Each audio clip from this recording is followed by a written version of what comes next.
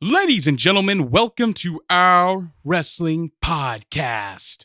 So without further ado, the following podcast is scheduled for one fall, and today's topic, when wrestling gets real too.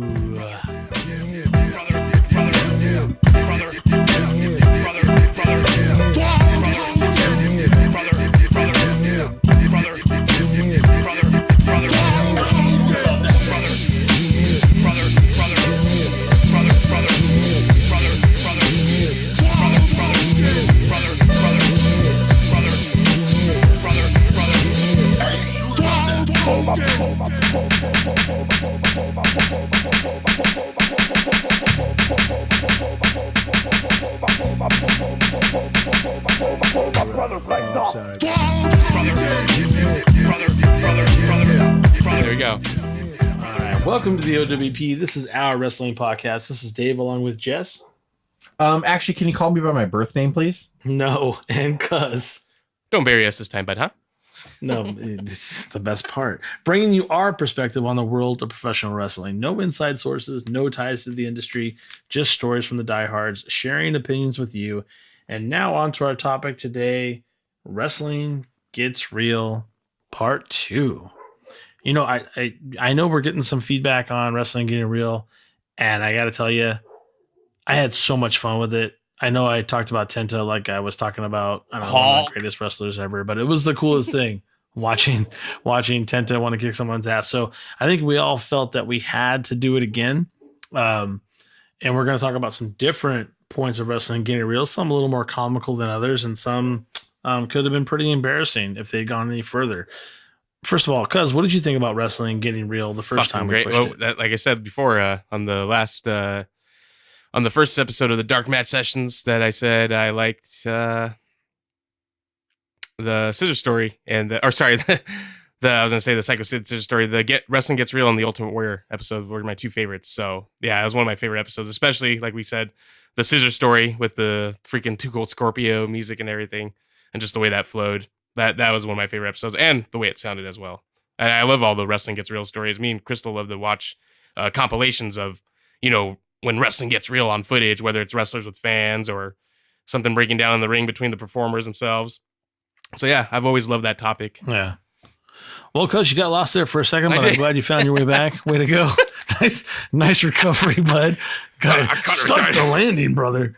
But anyway, Jess, what is your opinion on Wrestling Getting Real Part 1?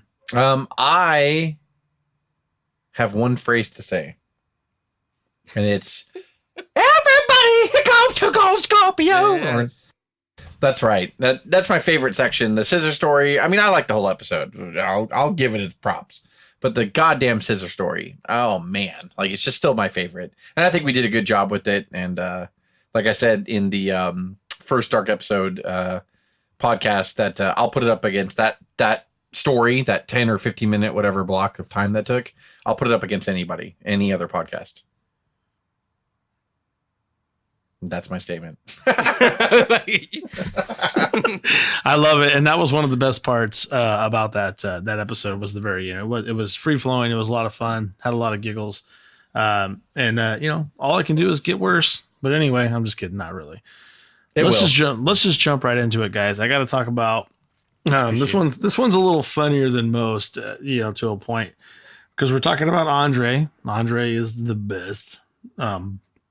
And he's every time I see this video, man, I just start cracking up. But I'm talking about Andre versus Akita Maeda. It's May 26, 1986. Everyone knows Andre the Giant, wrestling fan or not.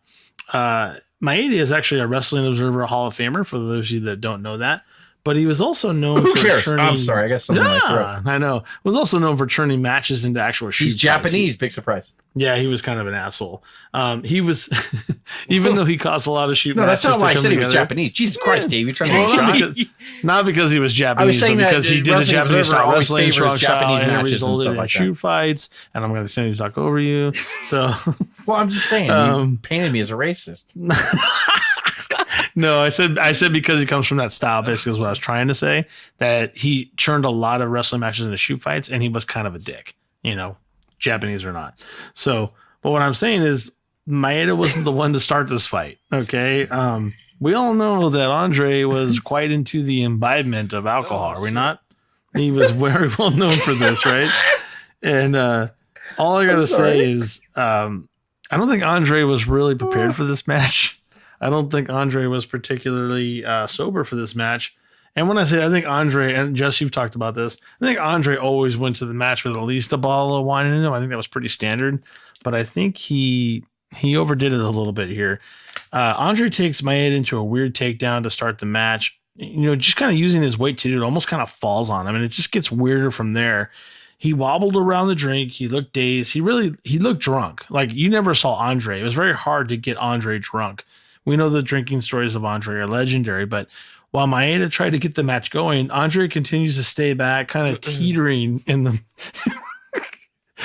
Sorry, I just laugh so hard when I think of this. He's kind of teetering back and forth in the match, and it forces the promoter, Antonio Inoki, who was also part of our Wrestling Getting Real Part 1, by the way, where he kicked a guy almost to death. Go look that up. It's interesting. He's booking at this point. He comes down to ringside. He tries to talk with both wrestlers to get them to get on the same page, but just it doesn't work. Andre continues to work. He's laying on his back at this point. Maeda's leg kicks to his leg are getting tougher and tougher. Like, he's probably going to bruise Andre pretty bad. And he gets up. I'm sorry, Andre was already up. Excuse me. He forces a single leg takedown, and he's Andre's just like, pin me. Just pin me, just end it. Like I don't want to finish her. I don't want to get back up. Just pin me, and I want to get out of here. And instead, that match just ends up as a huge non-finish and just a huge freaking mess. Jess, do you remember this? What is your take on this? And because I'd love to know if you saw this match before. I've seen the. I've just seen the video. I haven't watched the whole match. I've seen just the video, the clips of, when it all goes down. So, oh, you've seen the aftermath of it. Yeah, I've basically just seen the shoot fight, if you will. Yeah, that's really where it comes from, because really there was no match. I mean, nothing really happened. There was one takedown by Andre, and it was kind of more of him falling on him. So you probably didn't miss much. So, okay, wait a minute. So, here we go. So Antonio Inoki came out there and tried to try to talk him into working. Yeah, I swear to God. So isn't it Gallows the big one? Gallows. Yeah, Gallows. Didn't you see that? Wasn't there a match with him versus someone in Japan where Inoki came out and he started shaking the rails? He's all bullshit. Like, he pretty much told him to go home. Did you see that, Cuz? No, I've never seen that. There's a thing online. Apparently, Inoki has a habit of this where he went out there and the match was shitty. And it was Gallows versus I don't remember who the guy was. Fuck. No way. And they were in Japan, and so obviously Inoki comes out and he's just yelling at them in Japanese, pretty much your shit sucks. And he starts shaking the guardrail bullshit, telling them to go home. Basically, end it. They end it or whatever, and he gets pissed. I swear, it's a fucking thing online. And so he has a habit apparently of just coming out going enough. I wish I could do that in certain things in life. Just when something's not going my way, I could just come out and just be fucking stop it. And then people just stop, and then everybody goes back to doing what I would want them to do.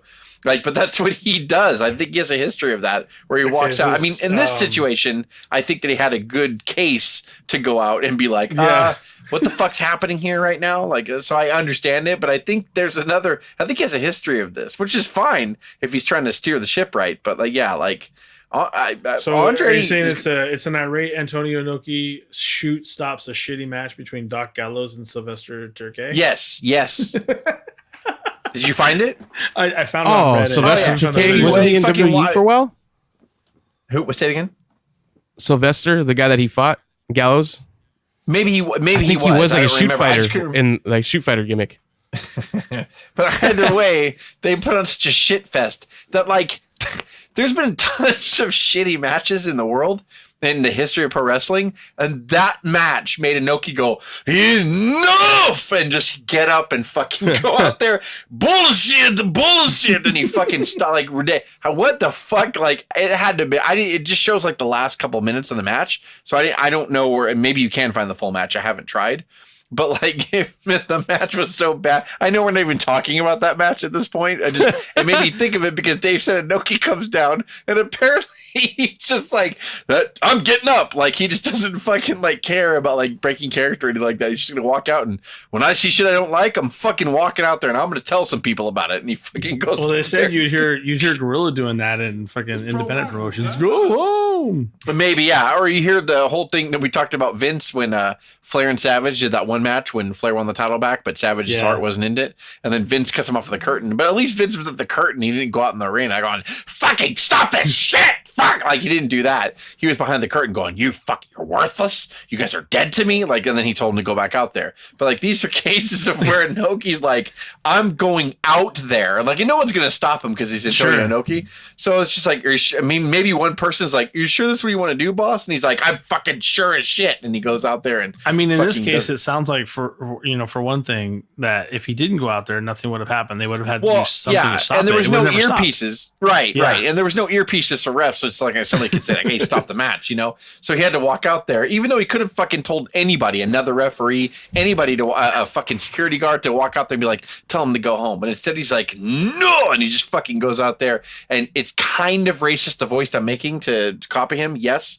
But that's how he sounds in my head.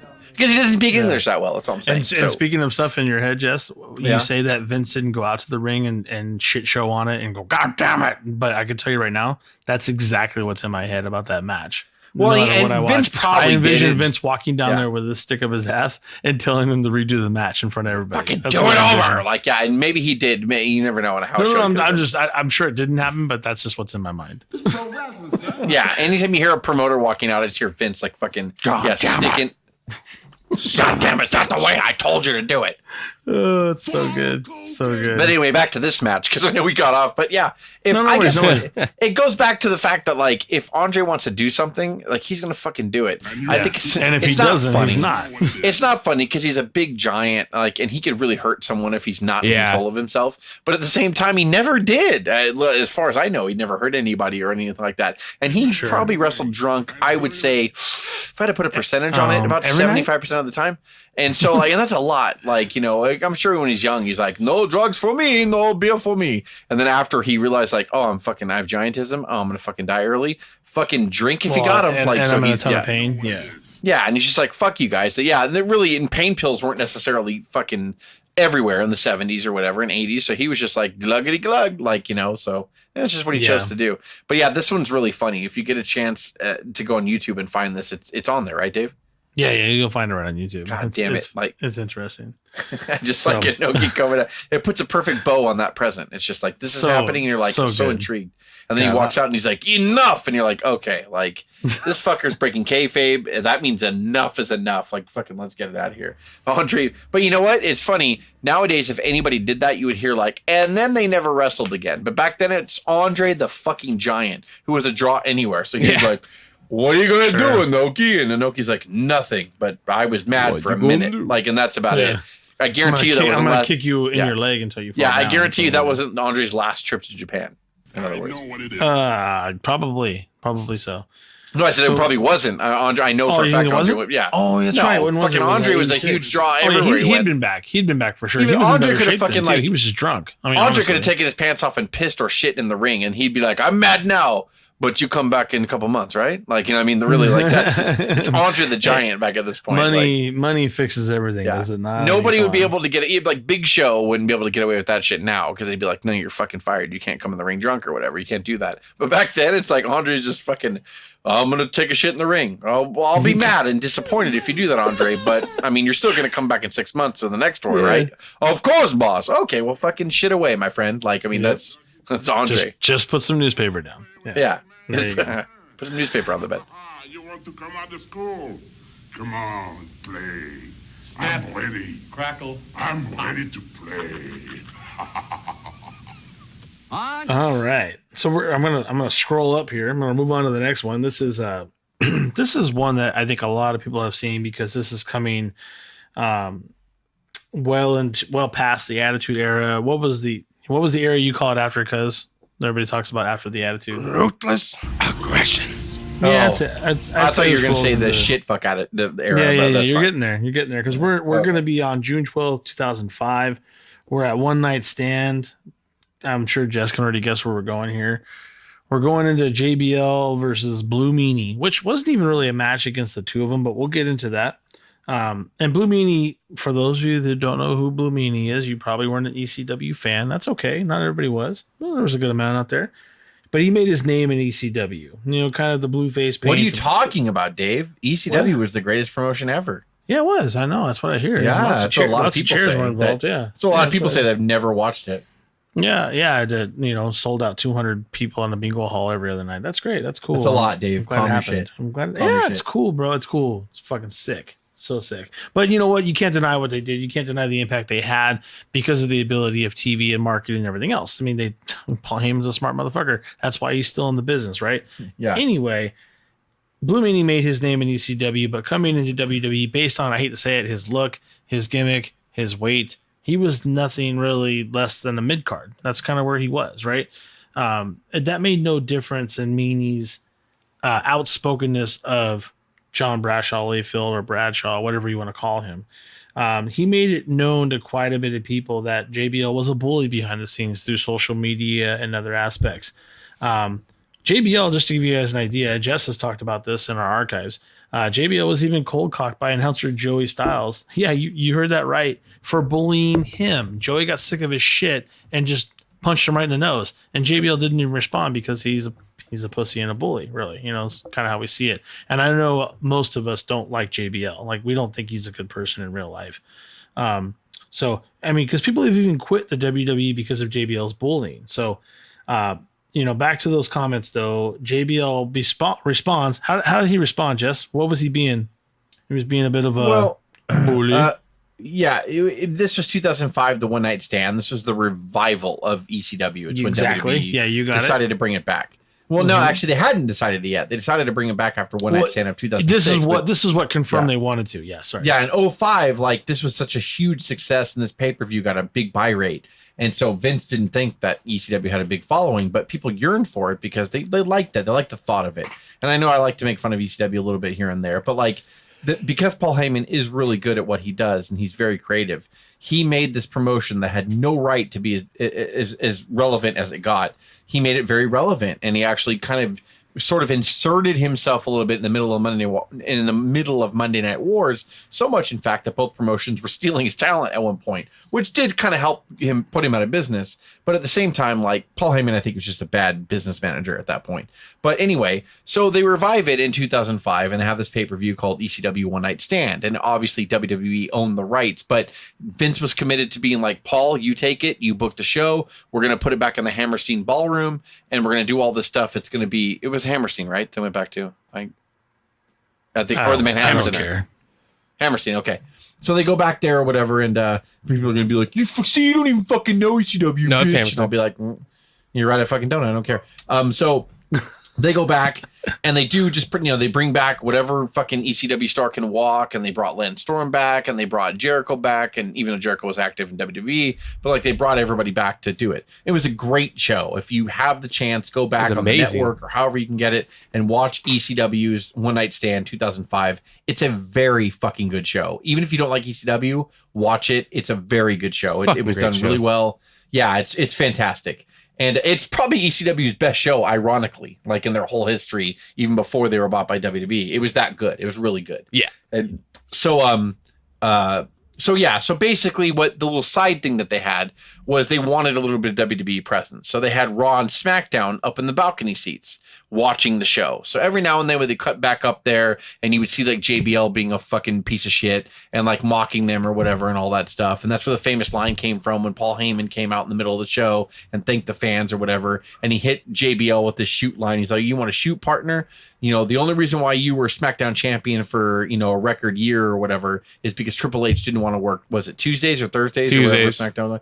I ruined the line. But I mean, like, basically saying Triple H, was pretty much at that point still, he was married to Stephanie at that point, and he had a lot of power backstage. So basically they were saying that because Triple H didn't want to float between both shows or whatever, or be on SmackDown, that's the only reason why JBL was champion. Might be true, because that's how much I hate JBL. So that's basically what he said. And JBL, the whole time they would just, during the pay-per-view, they keep cutting up to the balconies where these Raw guys were, and Bischoff, and then SmackDown on the other side or whatever with JBL and a couple other people and Kurt Angle and all that. So at the end of the show, Austin comes out. And basically what it was is like they had a fight between the ECW guys in the center of the ring and the Raw and SmackDown guys. So they were all in the ring and they started fighting, and Austin's music hit. And for those of you who don't know, Austin spent a short time in ECW, but his time was super relevant there because he kind of learned how to cut promos and kind of be like, after WCW fired him, he kind of found his voice and kind of what he wanted to be. So before he went to WWF as a ringmaster, he was learning to cut kind of rough promos in ECW and kind of find his voice or whatever. So Austin actually has a legacy there. Where most ECW fans will shit on anything WWF or WWE, they embraced Austin when he came out because they were like, he came here. Like, he was here for a while. Like, a short while, but he was here. And it was a big deal. And Austin's always spoke fondly about his time with ECW because Paul Heyman treated him so well. And he's like, dude, fucking, just here's the mic. Go. Just fucking, I know you're talented. I worked with you in the Dangerous Alliance in WCW, so fucking go. Like, just do your, I know you're good. Go. And he gave Austin that chance. Maybe if Austin didn't get that opportunity, he would never have been who he was. So, or had the confidence to be who he was and cut the 316 promo King of the Ring. So anyway, that's the scenario. So basically there was like a big brawl in the ring with a bunch of fucking people in the ring, right? All of a sudden you see like Blue Meanie in there and he's got blood all over his face. I mean, all over.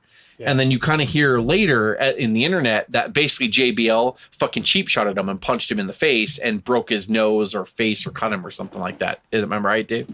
Yeah. Was it? Yeah. So basically, JBL's a piece of shit because when Blue Meanie tells the story, he tells a story. And when I'm in there, I knew JBL was there, and any altercation I'd ever have with JBL before, he was totally fine with me. I would say hi to him, he would say hi to me back. He never gave any inkling that he was harboring any kind of ill will towards things I said about him. I was just speaking the truth from my viewing of him and the way he acted. So JBL didn't say anything, but then when he said in the ring, he said JBL punched him for real. And then he realized, oh, fuck, like I'm hurt. Like JBL punched me really hard. And then he said that JBL said, yeah, I heard all the shit that you talked about me on the internet. What are you saying now? And so like, I don't know why Blue Meanie would make that up, right? So I believe that JBL said that because he's a God, what the fuck am I thinking of? Oh, he's a pile of shit. So like, it's like, it's just, I forgot for a second what I wanted to call him. And so, I mean, like, so, I mean, look, I believe Blue Meanie in that case. JBL is a fucking bully and was a bully. And I know he's trying to like, get into heaven now and he's fucking trying to come back and, but he's like this fucking like, this politician that goes out and he's like, hey, look at cameras. I'm helping a young guy or I'm helping a kid or I'm holding an old woman's hand and helping her across the street. That's fucking what JBL does whenever he comes on WWE TV now, or when you hear shit about him helping someone in the back. It's because, oh, look, cameras. Hi, young talent. Listen. You need to learn your basics. You need to play the game right. He's a dumb fuck. Like, that's so I don't trying care to get in the Hall of Fame, bro. Yeah, fuck JBL. Fuck him. Like, I don't even give a shit. He's a bully. There's been enough people that have come out in their books or in shoot interviews or whatever that have said, yeah, he's a piece of shit. And he's one of those fucking disgraceful pieces of shit where when you call them out on their stuff, they're like, what? I don't know why you would say that about me. Didn't you just see me help that young person or this person or whatever? That kind of piece of shit that like just does stuff on purpose.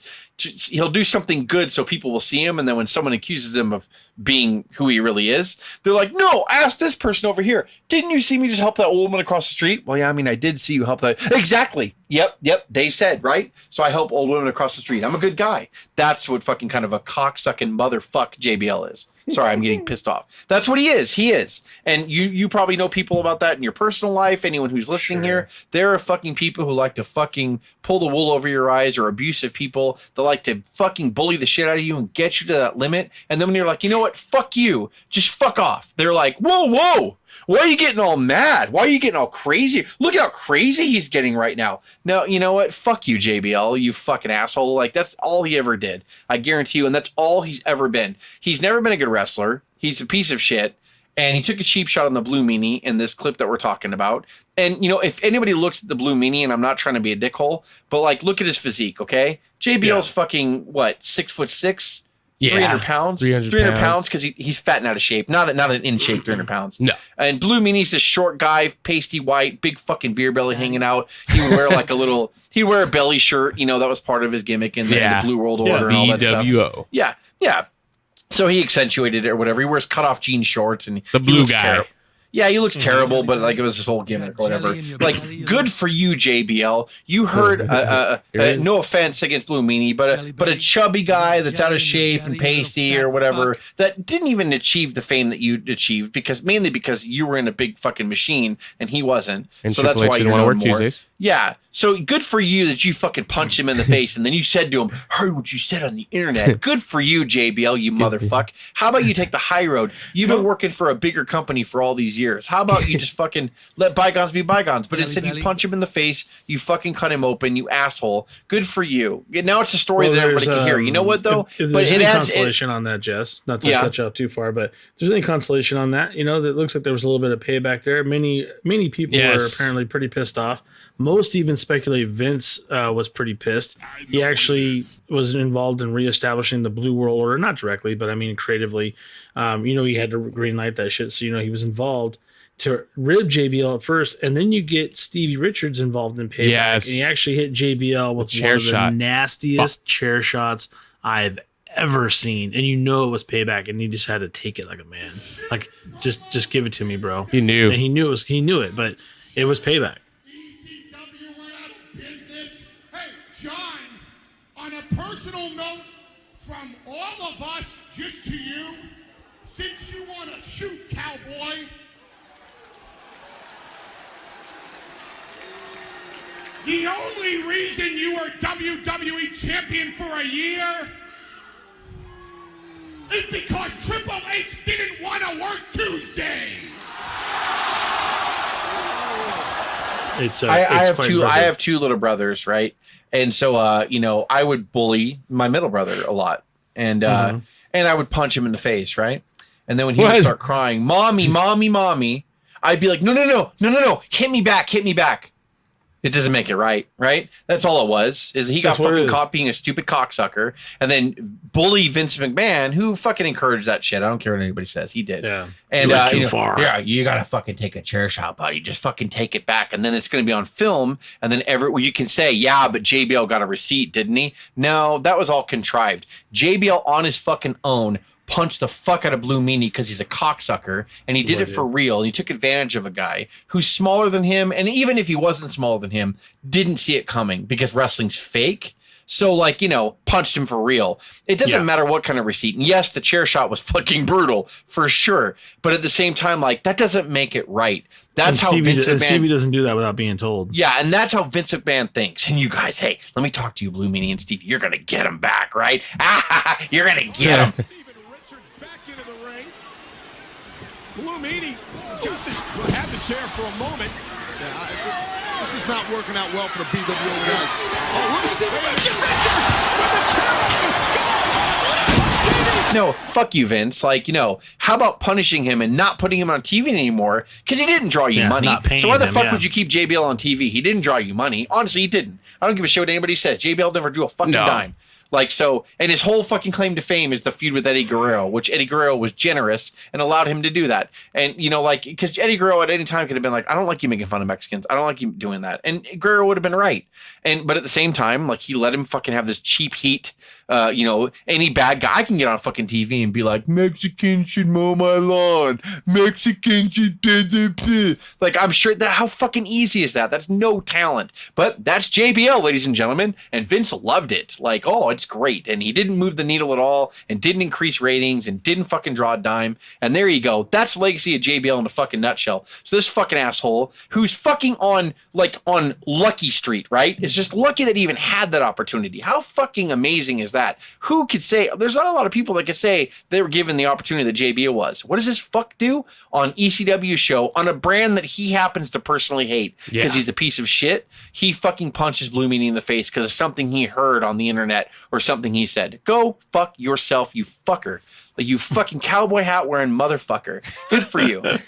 And then he gets something good, and he's actually probably smart with numbers, and people say that he's really smart financially. And then he fucking does the Hail Hitler thing in fucking Germany, what an idiot, and he gets dude. he gets his show taken away. Good, go fuck yourself. And I'm sure you're rich and you don't give a fuck about me, JBL, but I don't give a fuck about you. I wish your history, your title reign would fucking be taken off the record because you don't mean anything. You don't mean shit. You didn't draw a dime. And I know that's the fucking worst thing you could say about a pro wrestler. You didn't draw a dime because you suck. You were a bully, and you catered to another bully, Vince McMahon, and you made friends with the right people, The Undertaker, in the back, because you're not dumb. No one's saying you're dumb. You're a bully. There are two different things. Bullies are fucking pieces of shit. Nobody cared about bullies, them. Nobody cared bullies about know you, bro. what they're doing. Bullies know what they're doing. That makes them even worse. That makes them even Yeah. more dangerous. The worst Yeah. thing you can tell a wrestler is no one cared about you, bro. Good or bad. Nobody hated you. You or didn't nobody draw a loved dime, you I mean, piece people of care shit. about You Virgil. You didn't draw a dime. You well, didn't. yeah. I care about no. Virgil. Yeah, Well, that's totally different. If people Well, cared how- about Virgil, because he wouldn't be selling autographs for $5 a pop. So let's No, just I'm be saying real what about I'm trying that. to say is they care more about him than JBL. Anyway, That's- yeah, you're right. that's You're mean. totally right. That's not nice. Statement of the century. So moving on to the I'm next sorry, one. cousin And didn't even get to talk on that. I'm a dick. I'll admit right there. I JBL'd this segment. Just so you know. I mean, is there anything you want to add on that? I mean, it's pretty detailed. And I think it's pretty much right. I don't think anybody argues with what JBL is and what he did. And Bruce Pritchard would. They're best friends. You don't know that. You don't know the man. You No, don't know he's the a piece guy. of Oh, shit. fuck you. Fuck he doesn't you. count. I think I actually watched that pay-per-view at your house, Jess, when you lived over on the grand side of Elsinore. I saw it Oh, over the there, though. ECW Yeah, one? we watched it over there. We did? Yep. Fuck, I don't even remember anymore. I'm so old Yeah. and drunk. Yeah, watched it. Came over to your house. Like, we get ECW one night stand. Oh, And I was like, fuck yeah, I wanna see it was ECW 14 one years night ago, stand. man. Yeah, it was a long time ago. Yeah. Well, there you go. But Well, yeah, there- I remember well, seeing there you that shit. I remember seeing that shit. That shit was Yeah. crazy, and he's a piece of shit. JBL is a piece of shit for doing that. Thank you. Thank you for that. Very, very, very impactful. Okay, Perry Saturn versus Mike Bell. More We have a dark impactful than match. fucking AEW pre-show. Sorry about that. Oh, Perry I Saturn, digress. Mike Bell. Dark match. Jack Metal, 2001. Perry Saturn, very well known within the wrestling community at this time. He's competing in ECW, WCW, and finally he starts to cut his teeth with the WWF. That's what it was at this point. Looking for this, Perry? Huh? The stupid mop? The same stupid mop you carried around for weeks? You know what? You have given this stupid mop more attention than you've given to me. The mop's stupid and you're stupid. You know what? Make a decision. The mop or me, Perry? Which one? You're welcome. Mike Bell was not really known at all and will probably be the most famous due to this incident, unfortunately, because it is unfortunate because Mike Bell could really work in there. They lock up in a dark match. Bell had an issue with what looked to be a snapmare takedown, and Saturn thought he was could have gotten hurt, and he was just not happy about it. Very, very pissed off, and that's where you see Saturn lose all professionalism for about 3 minutes. It was a long time, and it feels longer than it is. That's a lot of time for someone's of his size and ability to try to hurt you. That's a long time. Saturn actually throws Bell out of the ring, and Mike Bell takes this really horrible fall on his head and neck. I mean, honestly, I thought he could have died. It looked like he could have broke his neck the way he fell. It was super dangerous. And then Saturn doesn't even care. He continues to go after Mike Bell. He throws him into the steel steps like really hard, like really bad. It gets to the point where Saturn is in the corner with Mike Bell and he's stretching him to where Terry Reynolds comes in. If people who don't know who Terry Reynolds is, that was a Goldust's wife at the time, or Marlena. Marlena, right? And she tries to stop him like in kayfabe, like she comes and kind of caresses his neck and head, but you can tell she's like, dude, fucking, what are you doing? You can see that there's a little bit of an issue in her eyes. And that's where he finally seems to calm it down. I really believe, I don't know where it would have gone if Terry hadn't like approached him. I don't know if you see that, Jess, and when you watch this. I don't know if he would have kept going, but thankfully nobody was really hurt, and it was a really good thing that they were not. But obviously people saw that Saturn lost his shit and got punished for it. And I'm gonna be fair on both sides. I believe that. Do you believe Bell botched it? Yes. When you watch it happen, I understood why it happened, but the extreme that Saturn took it is not okay. You know, you have the side of JBL being a big bully and taking advantage of someone. Like in here, when you're in the ring, especially in a match, you need to trust each other and you both need to take care of each other. And that was not right for him to do. It was not. Perry Saturn was very talented, and he really was. He was. And both promotions, WCW and ECW, obviously, because that's where he started. Yes, but I mean, WCW as the Eliminators, which I love the Eliminators. Yep, Eliminators is fucking great. But WCW and WWE saw the talent. The problem is that Perry Saturn, I think he had substance abuse problems and stuff like that, and he just couldn't get his real voice out there. No character ever worked. But technically, Perry Saturn was a very good wrestler and very talented. Mm-hmm. That does not make it okay to take advantage of a guy. If someone fucks up a move or whatever, and you give them one receipt, like a hard chop or something like that, or you do like an actual wrestling takedown and rub their face in the mat to show them like, hey fucker, like learn your shit, or treat me better. That's fine. But this is pretty brutal in the wrestling sense. Like he kind of kept working, but at the same time, you knew every shot was hard. And when like Dave said, when he threw him outside, the guy did not know that Saturn was going to throw him outside like that. So he landed on his fucking head. And so for Saturn to run outside and grab him and not even check on him and think, oh, fuck, man, I threw him outside. That was his receipt, getting thrown outside. I'm not saying that's okay because I don't think Saturn knew he was going to fall on his head like that. But it should have ended there. Saturn should have saw that fall and been like, are you okay? But he didn't. He went outside and picked him up and he could have had a broken neck, anything, concussion, picked him up, threw him back in there. He was hitting him hard, fucking doing crazy moves like Dave said, stretching him. He was pissed off. So something Bell did. Bell was his name, right? Yeah, Mike Bell. He rung his bell, huh? So Bell was just he did something that pissed Saturn off. It was the hip toss. Who knows? Yeah. He dropped him on his head.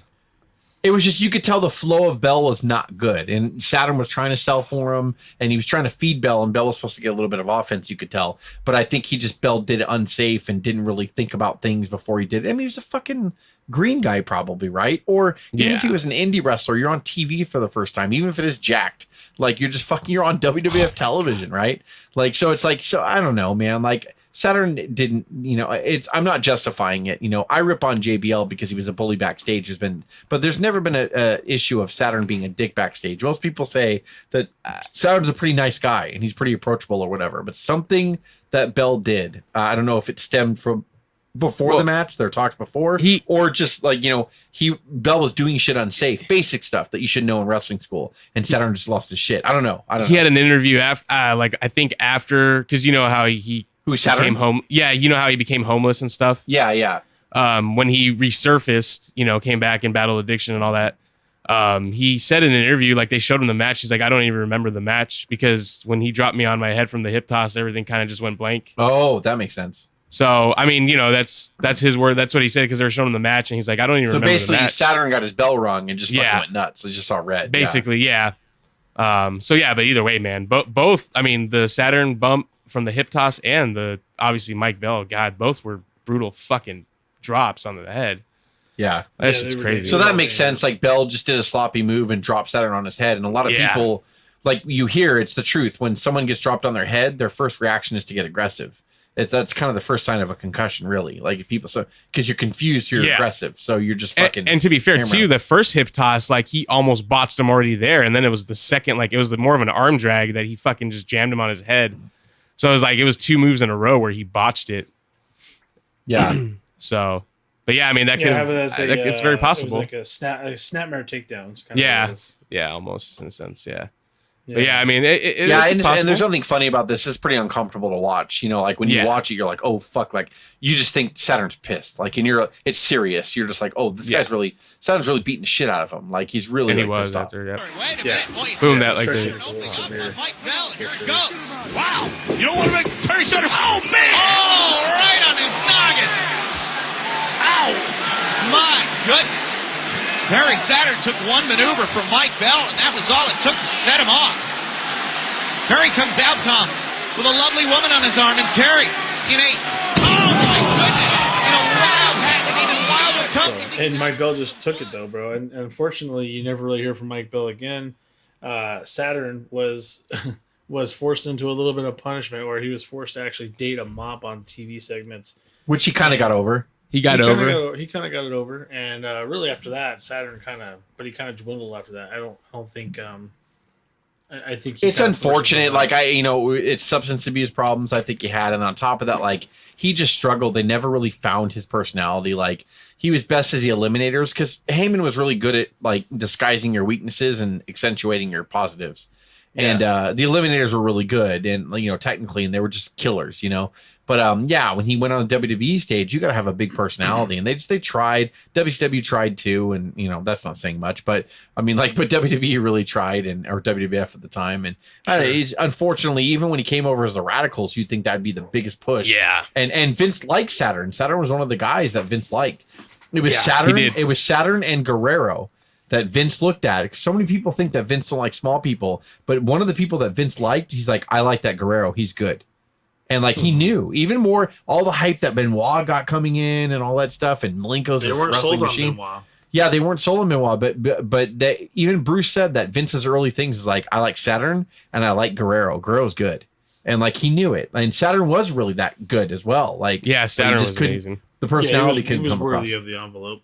Yeah, the personality couldn't come across, unfortunately. Yeah. No, agreed. Well, we're going to talk about someone who had personality and ability right now. We saved the best for last, in my opinion. We got there's a lot of documentation on this because it's actually during not only a SmackDown taping, but a Tough Enough taping as well.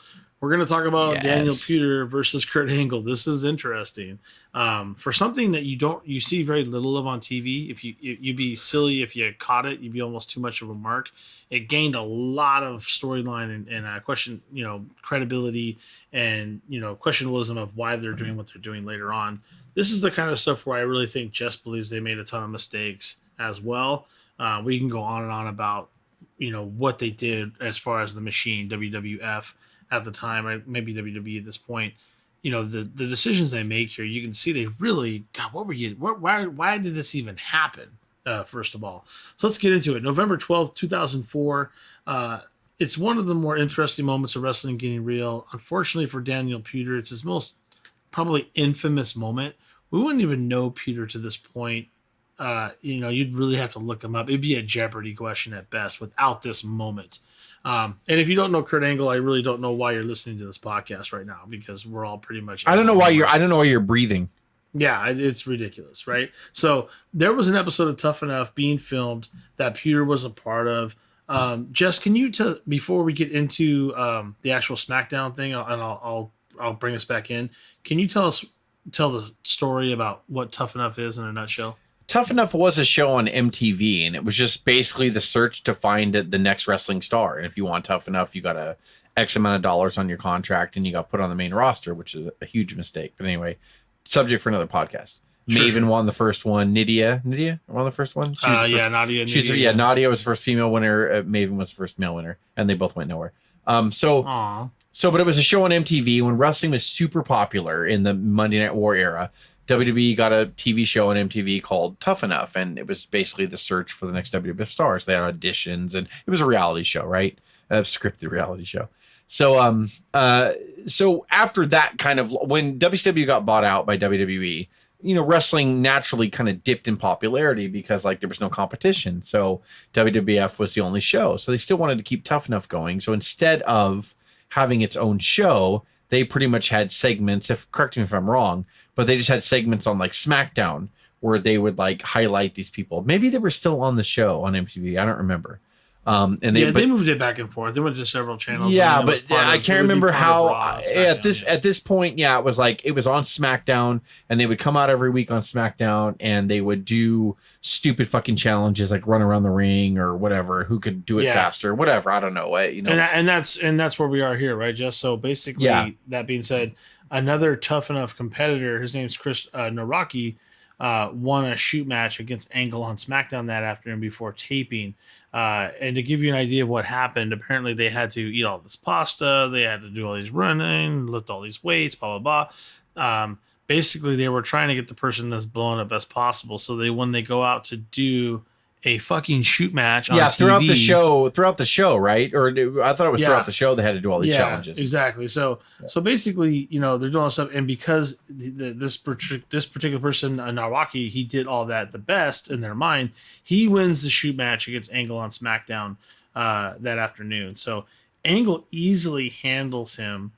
He breaks his ribs in the process. Meaning Angle breaks time. ribs. Wait, hang on. Yeah. So this is before the cameras went on? He won the shoot match? No. The actual competition, to my understanding, took place before the actual SmackDown taping.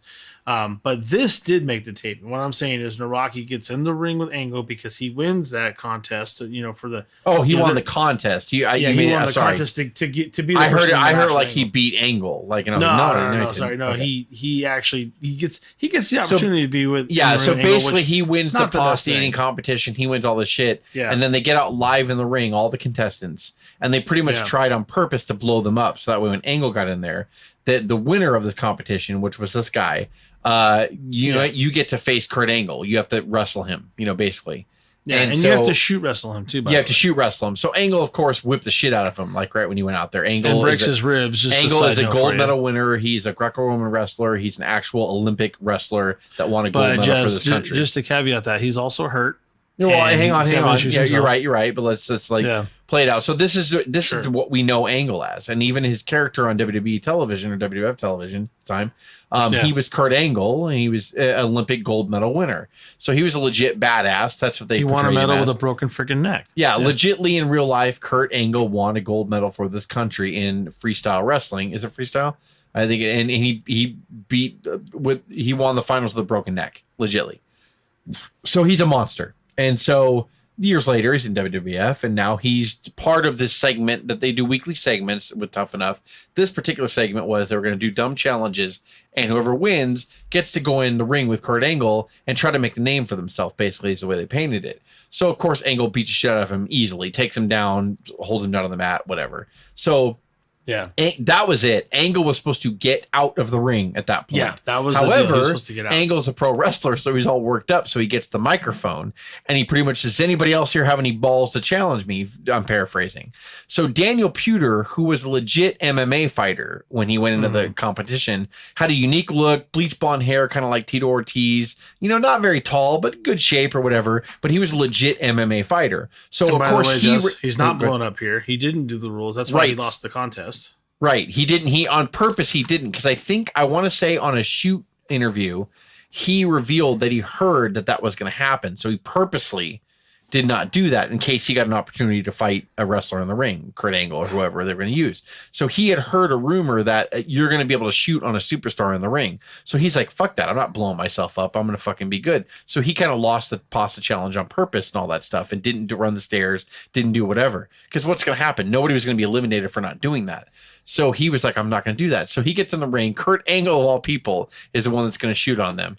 Kurt Angle gets on the mic. It's just everything lined up and challenge somebody else, which he was not supposed to do. Kurt Angle was not supposed to get on the mic. He was supposed to get out of there. Yeah. Does anybody else have the balls to face me or whatever? He was not supposed to do that. So Puder raised his hand. And for the most part, the internet was a thing. So most people knew that Daniel Puder was an MMA star. And even on the show, Tough Enough, they profiled him as he studies MMA. He's an MMA fighter.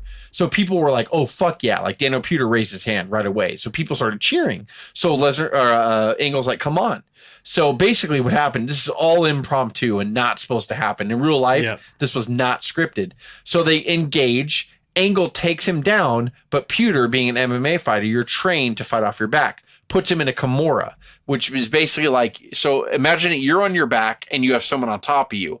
I grab your arm from the top, twist it around the back of your back. So I take your arm and twist it across your back. And with my other hand, I pull it and that shit hurts. So basically he was doing that to Angle and could have broke Angle's arm legitly. Yeah. So basically, the move was locked in right there. There was no way Angle was getting out so of it. So Angle takes him down. Or Puder releasing it. Yeah. Angle takes him down. Kimura, Puder's on his back, Angle's on top, but he locks the Kimura in. So he could legitly hurt Angle really bad. The ref kind of notices that shit, this is bad, and gets down there and counts the pin when Daniel Puder's shoulders were not even on the mat at all. I don't even think they're on the mat for a 1 count, to be honest. No, they were never on the mat. Yeah, he was on his back, but he wasn't. His shoulders weren't tapped down. Yeah, he calls an audible. He goes and he pins Pewter, quote unquote, pins Pewter down there, and then of course they get up. Angle's pissed, and he faces off and stares at him or whatever. But they kind of declare Angle the winner, like he pinned him or whatever. Even though the whole competition was you have to take Angle down. But basically, so what Pewter thought was, okay, look, I'm gonna let him take me down. I'm gonna fucking grab his arm. I'm gonna make him tap on live TV. And I'm going to make a name for myself, which is actually the opposite what you should do. If you really understand wrestling and want to be a pro wrestler, you should have, if you had that opportunity, I don't know what you should have done, but you should have either tried to fight Angle, like, one-on-one and take Angle down. Because Peter probably could have taken him down for a second, right? Like, he had the skills. Well, Angle was blown up and he wasn't himself. Yeah, and now we can bring that in, that Angle actually had a lot of injuries, during his wrestling career. Yeah, he was very much hurt And in 2005, he had major neck problems and knee problems, for sure. So, Pewter could have easily taken him down, probably. But Pewter just thought in his head, I'm going to let him take me down. I'm going to lock him into Kimura. I'm going to make him tap on live TV and make a name for myself. Which, and there's even a shoot segment, or not a shoot segment, but there's an interview segment where Angle said after the first match where he has blown up, he couldn't even feel his hands. He was just pissed off. When Angle took that first guy down, Angle jammed his hand. And he already has neck problems. So basically your blood flows and your nerve response is not good. So he jammed his hand and his hand went numb. So basically when he went to fight Pewter, he went down there and Pewter locked the numb arm. So Angle couldn't really judge the pain. So Angle was trying to, still trying to wrestle him over, not realizing how dangerous that move was. If Angle felt that pressure, Angle probably would have tried something different or gotten a different position. But he didn't know. He just kind of felt, I'm not making an excuse for Angle. Angle, shouldn't have been this charged, should have listened to his direction, which is when you take the first guy down, do not challenge the rest of the people. And he did. And he happened to challenge someone. At the end of the day, and I know this is a total Conrad Thompson response, but Angle should have never been put in that position, and neither should any of these guys. You're going to go and you're going to shoot on TV. What did you expect? What did you expect Peter to do? Did you want him to lose face when you told him he was going to shoot on Angle if he got the chance? That's crazy. Right. All these guys got put in a horrible position because, quite frankly, people in the back. Because before the competition happened, the pasta eating and all that other bullshit, they were told if you win, you're going to get a chance to fight Kurt Angle. Shoot on him, not just wrestling. Yeah, Peter kind of lost on purpose because he didn't really think whatever. I'm not going to blow him, because he kind of sensed what they were doing, and I'm sure he's hearing people talk they're going to feed you pasta, they're going to do this shit, And Peter's like, I don't want to do that. That's going to bloat me. It's going to slow me down. I see what they're doing. So Peter was just probably like, I'm going to lose this challenge. I'm not going to fucking try to embarrass myself or whatever. But then when Angle challenged people, Peter's put his hand up oh, here we fucking go. This is my opening. So this was you said, the stars aligned. Yeah, the stars aligned, and then fucking went in there, and Angle, Angle took him down, but Peter grabbed his arm, and you could tell Peter was doing that shit on purpose, and he grabbed his arm, and he really wanted Angle to tap. Now, again, if you understood pro wrestling and you really wanted to get in the sport, you would not have done that to Angle. You would have tried something else, or you would have tried to make your character shine, right? You would have challenged Angle or whatever, and you'd lock up with them, and again, you would try to take Angle down, because I think Peter would have probably taken him down with Angle being hurt and supercharged and all pissed off or whatever. Yeah. He probably would have taken Angle down, to be honest, because he had the skills. He was an MMA fighter, but he knew groundwork, so he would have done fine. He's younger too. Exactly. And so, I think that he probably would have been done doing that. Thinking as a wrestler, you should have done that. Thinking as a non-wrestler, you lock someone in a fucking Kimura and try to hurt him on live TV. So I don't side with Peter on that, but it made for great television. Kid's got a background in fighting in cages and UFC and whatnot. You know, with Kurt Angle, I'm going to predict it's a matter of time for Kurt Angle to twist this coach out of the fight. And Kurt Angle backing Daniel Pewter into the corner. Pewter is the individual who was pushed in the locker room by the Big Show last week. Pewter was trying to stay close to he's got a key lock there, Pewter, trying to get a key lock on Angle before he was hanging out to the corner. Shoulders are down, and this one is over. The moment that we're talking about great right now. Story. Yeah, great stories after, for sure. Yeah, fucking God. And you know what? It just correct me if I'm wrong. Did Peter win the Tough Enough? You're wrong. What? No, he did not. He didn't win. Because that was when it was for $1 million. Didn't Nowinski win it? I don't remember who won it, but Peter did not win it. He didn't win it, yeah.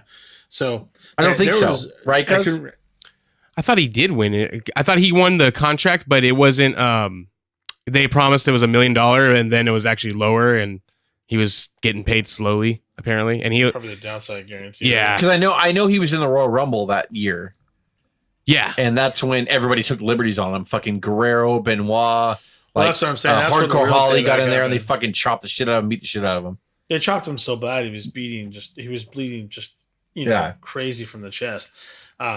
Yeah, so he was punished by Benoit, Hardcore Holly. and yeah. He Eddie did win. Guerrero. By the Some way, of the he did worst. win. He the- did win. Daniel. Yeah, he did. Yeah, Great research So we that's what I did. thought. There was payback in the realm that Chris and Holly and Guerrero got. a Well, hold and of, I but think there he was also probably won payback that partially because of that. He did win. He won. Once he tough did the angle thing, I mean, people were enamored with him because he was an MMA star. But I think once he did that to Angle, I think he pretty much was a shoe-in at that point. Since I found out he won right now, but like, I think he was pretty much a shoe-in. People were going to vote for him.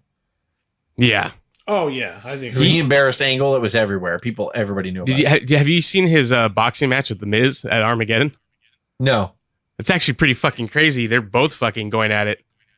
Like Miz actually knocks him down on his knee. Like it's a good Miz? slugfest.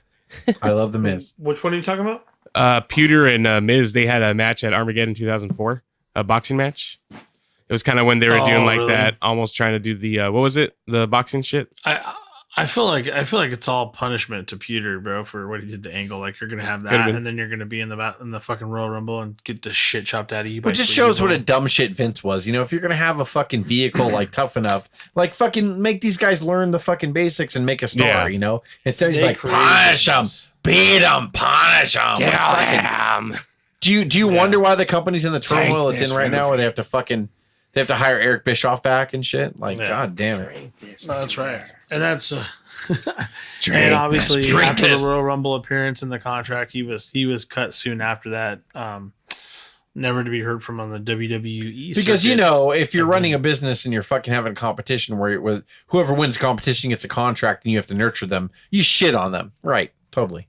Yeah, it makes a lot of It's sense. stupid. Like I said, this one is the most interesting wrestling getting real for me that we've had, because it's a shoot that was booked. They booked a shoot, for crying out loud. That's fucking ridiculous. Number one, and then because the guy did his job and shot on someone who didn't Well, listen. even that fucking Angle, it really Angle was Angle an idiot. didn't. Angle didn't listen. Angle was a fucking idiot, dude. The Like, person yeah. who was in the ring with Angle did listen and did his job and shot like he was told to, and got in trouble for it. It's fun. Yeah, It's just right. it's insane. The whole thing's insane. You know, a shoot that was. This fucking is booked. WWF, folks. After they bought WCW, they got fucking nut bar. Got greedy as fuck. That's what they did. So, well, with that, guys, that's all 4 segments of wrestling getting real. Pretty cool stuff. We What don't do you have guys think any of that other one? real segments, Dave. What are you talking about right now? That's it? Yeah, man. Andre Maeda. We're and never going to have JBL a part Blue 3. Meanie. This is done. We're done here. No part 3? Or what are you saying right now? Oh no, we can. Oh, we that's definitely gotta do that's a part really 3. good question. Oh, okay. Why not? That's fine. Yeah. We should actually I'm just do saying that's all 4 segments of wrestlers this versus episode. fans. As the next, trying to wrap this shit up. Whoa, I'm just saying, is there not going to be a part 3? Or fucking Part wrapping it What do up you like- think? Oh, well, let's ask it now. I would love a part 3. What do you think, Jess? You want a part 3? Who, me? This is fun. Yeah, you want part 3? That's weird. You would just ask me raw dog like that. But I mean, I guess if you're going to put me on the spot, sure. It's not like I ever challenged you. I'm just saying, yes, I want There's a part so 3. well, no, I agree. I think there's so much to talk about with this. And it's my personal favorite. I like this stuff, and I think all 3 of us, it's in our top 2, right? Yeah. And there's so many things. What are some other things we can talk about before we wrap this up on the next? I don't know, wrestling but game. I just want to say that if you do anything wrong or out of order with whatever profession you work with or whatever, goddamn Antonio Inoki's gonna fucking run out and be like bullshit and like fucking end it. So fucking to all you people, whatever Have him in this profession you match do, right truck drivers, scientists, fucking NASA, whatever you do not fuck around, because goddamn Antonio Inoki, he's not above coming out in any company he promotes or owns and putting an end to your bullshit. So stop. Stop it right there now. you go. As always, guys, you can reach us via Instagram at O.W.P 2019, SoundCloud at Our Wrestling Podcast, YouTube at Our Wrestling Channel, or do the easy thing, download WrestlePost. It's an app at no charge to you, and join us along with other great podcasts of the day. And on a website, www.AntonioInoki will come and fuck you up.com. slash if you don't fucking behave yourself .org slash Hulk Hogan's the best wrestler ever. Fuck you, I'm gonna talk about Hulk Hogan. People are gonna look for that website. I swear to God, they're gonna look it up. It's a long website. Let me tell you. All 6 listeners. All right, guys, signing off. For Hulk Hogan.